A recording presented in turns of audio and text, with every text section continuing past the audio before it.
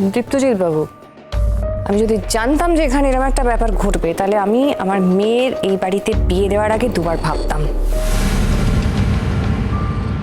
আমার বন্ধু বান্ধবরা সবাই জেনে যাবে যে আমার জামাইয়ের বোনের একটা বস্তির ছেলের সঙ্গে বিয়ে হচ্ছে। সোসাইটিতে আমাদের আর মান সম্মান বলে কিছু থাকতো না। আপনি শুধু আপনার কথা ভাবছেন সুরঙ্গমা, আমাদের কথাটা একবার ভাবুন তো। আমাদের এই বাড়িতে একসঙ্গে থাকতে হয়, আমাদের প্রেস্টিজটা কোথায় থাকে তাহলে? আর এই মেয়ে তো একেবারে বিয়ে বিয়ে করে খেপে উঠেছে।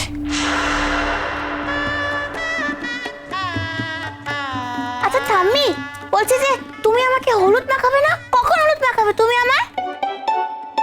তোমার তো গায়ে হলুদ হবে, তোমাকে হলুদ মাখাবো না? হ্যাঁ, হলুদ মাখবো তো। আই দুষ্টু মিষ্টু, তোদেরকে বলে দিলাম কিন্তু আমাকে একদম বেশি হলুদ মাখাবি না, তাহলে কিন্তু আমি তোদেরকে ভূত করে দেখবো একেবারে হলুদ মাখিয়ে, তখন দেখবি কেমন লাগে। ঠাম্মি, শুধু হলুদ মাখলে হবে? একটু নাচ গান হবে না?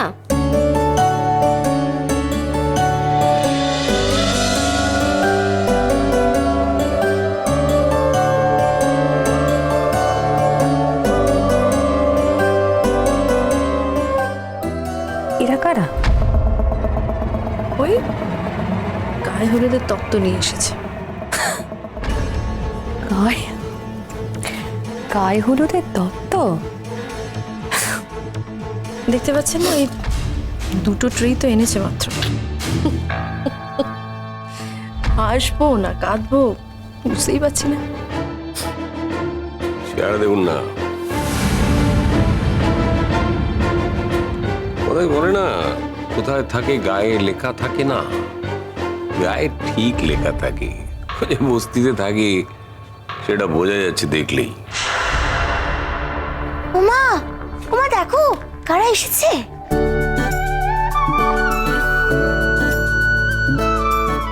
তুমি কে গো? বৌদি, আমি তোমার ননদ। ও, তুমি ননদ? তা বলে যে ননদিনী রায়বাঘিনী, তা তুমি কেমন হবে শুনি? সেটা তুমি বলো, তোমার কি মনে হয়? আমার তো মনে হয় তুমি ভালোই হবে, আমাকে ভালোবাসো আর আমিও তোমাকে ভালোবাসবো। আচ্ছা, তুমি আমাকে খাইয়ে দেবে তো? সেটা আর এমন কি কথা, মা তোমাকে খাইয়ে দেবে। আর তুমি কি করবে শুনি? আমি তোমার চুল বেঁধে দেব, তোমাকে সাজিয়ে দেব, তবে তোমাকে কিন্তু আমাকে গান শোনাতে হবে, কেমন?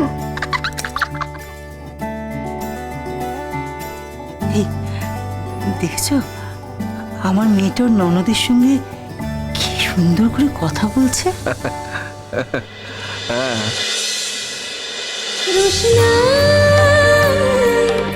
রোশনাই সোম থেকে রবি প্রতিদিন রাত 10টায় স্টার জলসায় ও জিও হটস্টারে।